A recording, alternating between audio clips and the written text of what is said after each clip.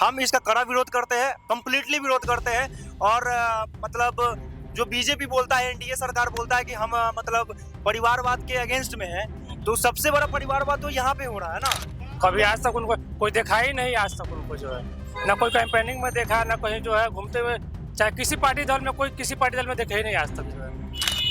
अरे सबसे पहली बात है कि उनको राजनीति का कुछ समझ है नहीं।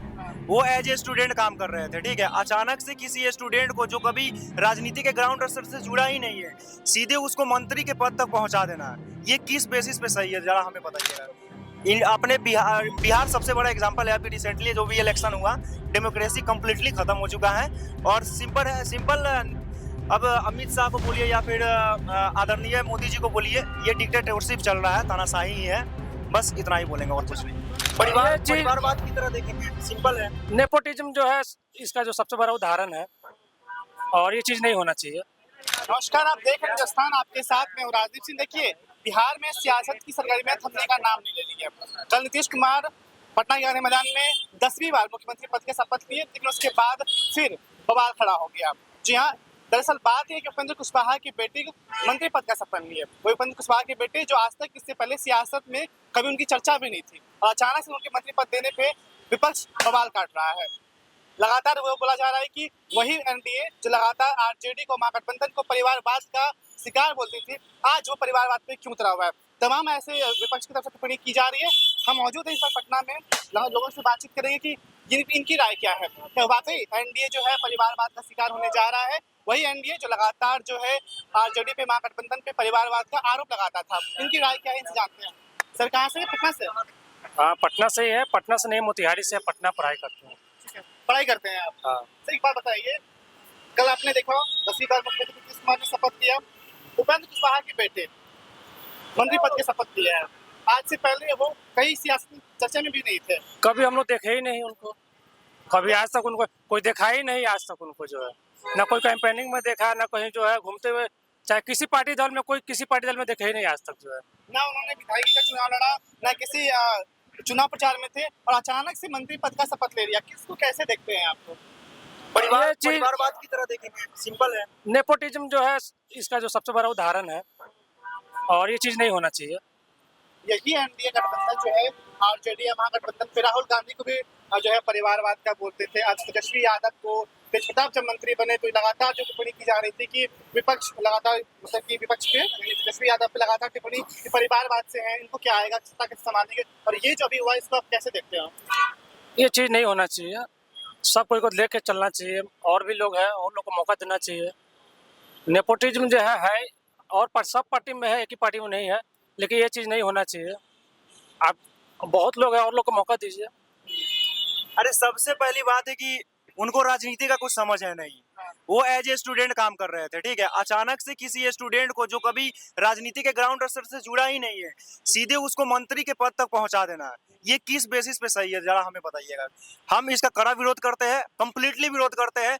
और मतलब जो बीजेपी बोलता है, एनडीए सरकार बोलता है कि हम मतलब परिवारवाद के अगेंस्ट में है, तो सबसे बड़ा परिवारवाद तो यहाँ पे हो रहा है ना। तेजस्वी को लेकर लगातार टिप्पणी की जा रही थी कि तेजस्वी जो है लालू प्रसाद यादव के बेटे हैं, सियासत की समझ उनको नहीं है, क्योंकि वो जो परिवारवाद से आए हैं, उन्होंने कोई स्ट्रगल नहीं किया है। लेकिन ये जो कल हुआ है, इस घटना को आप कैसे देखते हैं?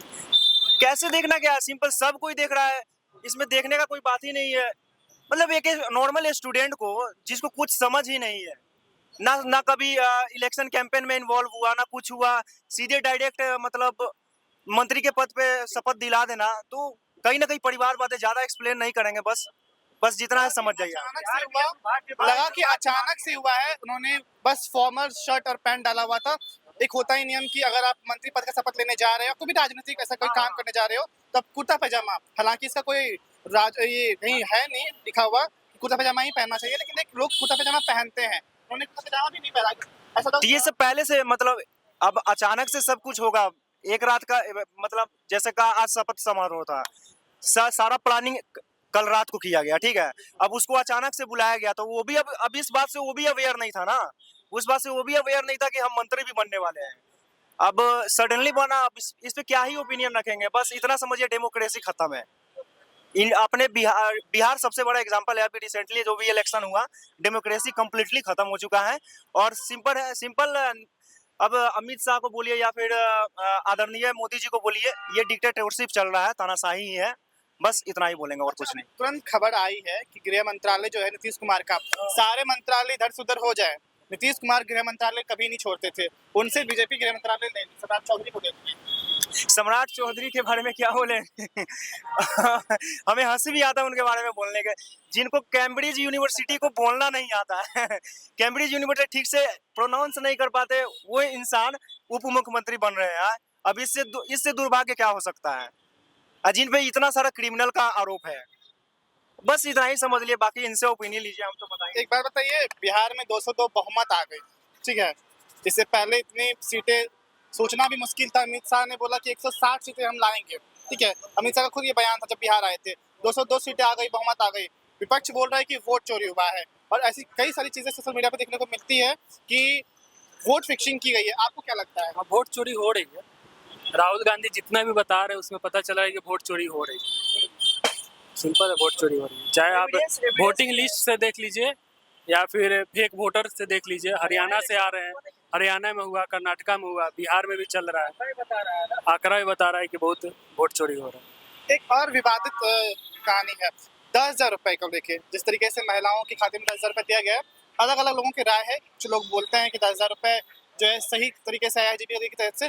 एक और उदाहरण है कि 10,000 रुपया आचार संहिता लगाने के बाद दिया गया, जो कि जो है राजनीतिक तौर पे गलत है। गलत तो है। अगर आप स्कीम के थ्रू 10,000 रुपया दे रहे हैं तो पूरा स्कीम में कि शायद 2 लाख रुपया देना है, तो बाकी 1,90,000 भी दीजिए सब लोग को।